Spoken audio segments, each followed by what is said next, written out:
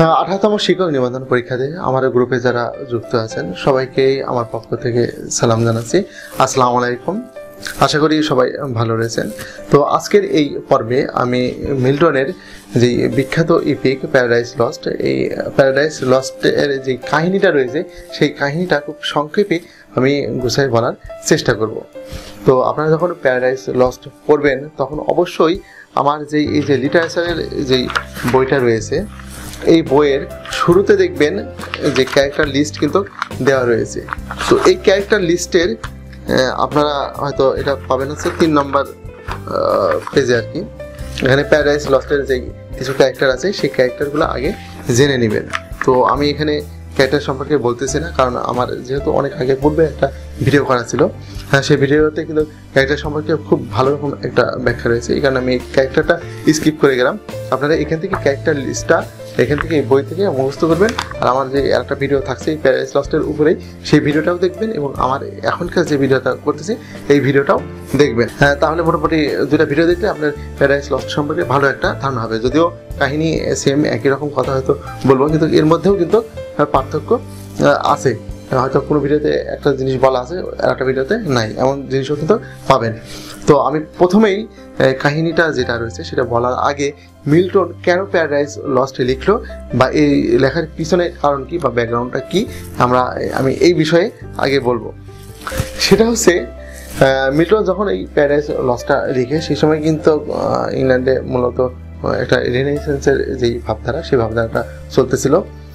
তো সেখানে কিন্তু গির্জা বা আমাদের যেমন মসজিদ আছে তাই সেখানে কিন্তু আছে গির্জা রয়েছে। অর্থাৎ আমরা যেমন মুসলমান ধর্মের জন্য রয়েছে মসজিদ, আর ওখানে ওদের ক্যাথলিক ধর্ম আছে। ক্যাথলিক ধর্মের জন্য ওই দেশের লোকেদের ছিল সে গির্জা।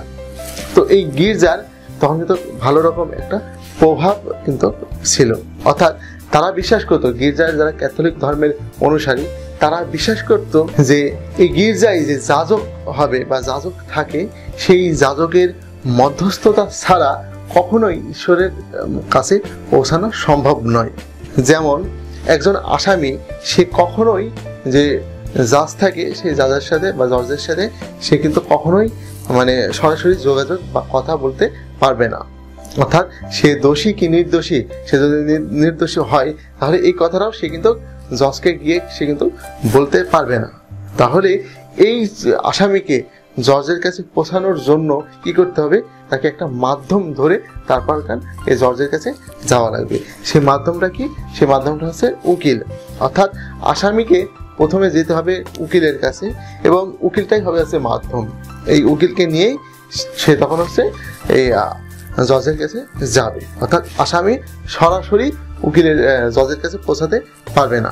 ঠিক তেমনি ক্যাথলিক ধর্মের যারা অনুসারী ছিল তারা বিশ্বাস করত যে গির্জার যে যাজক রয়েছে এই যাজক হচ্ছে এখানে উকিলের কাজটি করবে। অর্থাৎ কেউ যদি পাপ করে তাহলে এই উকিলের গির্জার যে যাজক আছে এই যাজকের কাছে যেতে হবে।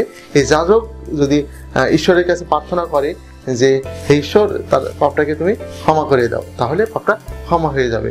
আর এই যাজক যদি তার জন্য যদি পাপ ক্ষমা চেয়ে যদি দোয়া না করে তাহলে তার পাপ ক্ষমা হবে না। অর্থাৎ যতক্ষণ পর্যন্ত এই যাজক ঈশ্বরের কাছে দোয়া করবে ততক্ষণে দেখা যাচ্ছে পাপটা মোচন হবে, তাছাড়া কিন্তু যতক্ষণ করবে না ততক্ষণ কিন্তু পাপ মোচন হবে না। এই জন্য কি হতো, যখন কোনো পাপী ব্যক্তি এই গির্জায় এসে এই যাজকের কাছে বলতো যে আমি তো একজন মানুষকে ফোঁড়া করে দিয়ে আসছি, তো সে তো মারা গেছে, তো এটা তো বিশাল একটা অন্যায় বা পাপ, তো ঈশ্বর তো আমাকে ক্ষমা করবে না, তো তুমি একটু ঈশ্বরের কাছে একটু আমার নামে একটু ক্ষমা চেয়ে দাও। তো তখন এই যাজক কি করে, না না না না তুমি অনেক বড় পাপ করে ফেলছো, এই পাপের কোনো ক্ষমা নেই, তোমাকে ক্ষমা করে যাবে না, তুমি যাও তোমার জন্য নরকবাস হবে। তখন ওই পাপী ব্যক্তি কি করে, তখন যখন এই যাজককে কোনোভাবেই যখন মানাতে পারে না তখন সে তার পকেট থেকে মানিব্যাগ বের করে তখন টাকা দেয় এই যাজককে।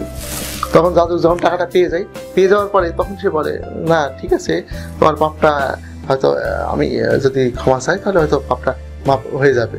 তো তখন কি করতো, যাজক তখন ঈশ্বরের কাছে প্রার্থনা করতো যে হে ঈশ্বর তুমি এর যে খুন করছে এই পাপটা মাফ করে দাও, বাস এটুকু বলেই তখন এই পাপী ব্যক্তিকে বলতো তোমার যেই পাপ করছে সেই পাপ ঈশ্বর ক্ষমা করে দিয়েছে। তো এই ঘটনাটা এই পাপী ব্যক্তি দেখে সে বুঝলো হ্যাঁ যাজক যেহেতু আমার নামে ঈশ্বরের কাছে প্রার্থনা করেছে তার মানে আমার পাপ মাফ হয়ে গেছে, আমার আর পাপ নেই।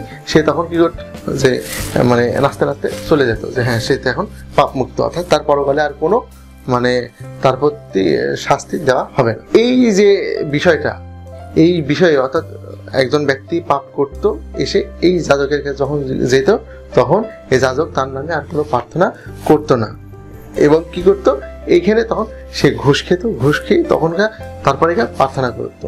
অর্থাৎ এখানে এই যাজকদের ভিতরে একটা দুর্নীতির এখানে আশ্রয় গ্রহণ করলো এবং তারা এই যে যাজকালয় বা যে প্রার্থনালয় তাদের রয়েছে যে গির্জা, এই গির্জা একটা দুর্নীতির একটা আঁকড়া হয়ে গেল। অর্থাৎ এখানে যাজক পদে কিন্তু সবাই কিন্তু হচ্ছে নিয়োগ পেত না, এটাও জন্য কিন্তু যারা প্রভাবশালী তারাই কিন্তু এখানে এদেরকে নিয়োগ দিত এবং তারা কিন্তু এমন ধরনের দুর্নীতি করত।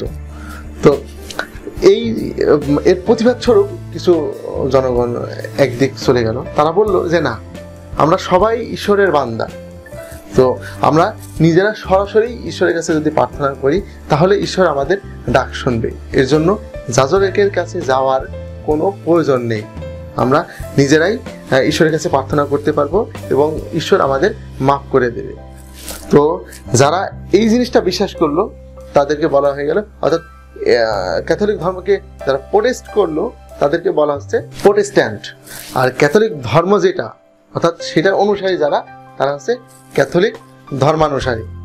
তাহলে এখানে আমরা দুই ধরনের ব্যক্তি পেলাম, সেটা কি যারা ক্যাথলিক ধর্মে বিশ্বাস করছে তারা হচ্ছে ক্যাথলিক ধর্মানুসারী, আর যারা ক্যাথলিক ধর্মটা এই সিস্টেমটাকে বিশ্বাস করছে না বা প্রতিবাদ জানাচ্ছে বা প্রোটেস্ট করছে তাদেরকে বললাম আমরা প্রোটেস্ট্যান্ট। তো আমাদের জন মিল্টন সে কিন্তু ছিল এই প্রোটেস্ট্যান্ট গ্রুপে, অর্থাৎ এই যে প্রচলিত যেই নিয়ম বা ধারা, এই দুর্নীতি পরায়ণ যেই গির্জা বা গির্জা যাজক, এই সিস্টেমটাকে আমাদের জন মিল্টন এখানে এই জিনিসটা পছন্দ করতো না এবং এরই প্রতিবাদ স্বরূপ সে লিখলো হচ্ছে এই আমাদের প্যারাডাইস লস্ট, এবং এটি একটি রূপক বা অ্যালিগরিক্যাল একটা রাইটিং। এখানে প্রতিটা ক্যারেক্টারের বিপরীতে কিন্তু এখানে অ্যালিগরি ইউজ করা হয়েছে। তো এখানে কি কি অ্যালিগরি ব্যবহার করা হয়েছে সেটা আমরা প্রশ্ন যখন পড়াবো তখন আমরা এটা জেনে নেব। যা হোক, এ পর্বে আমরা কেবলমাত্র ব্যাকগ্রাউন্ডটা জানলাম, পরের যে ভিডিওটা আসতেছে সেই ভিডিওটাতে আমি বাংলা সামারিটা বলতেছি। সবাই ভালো থাকবেন, সে পর্যন্ত আমার জন্য দোয়া করবেন। আল্লাহ হাফেজ।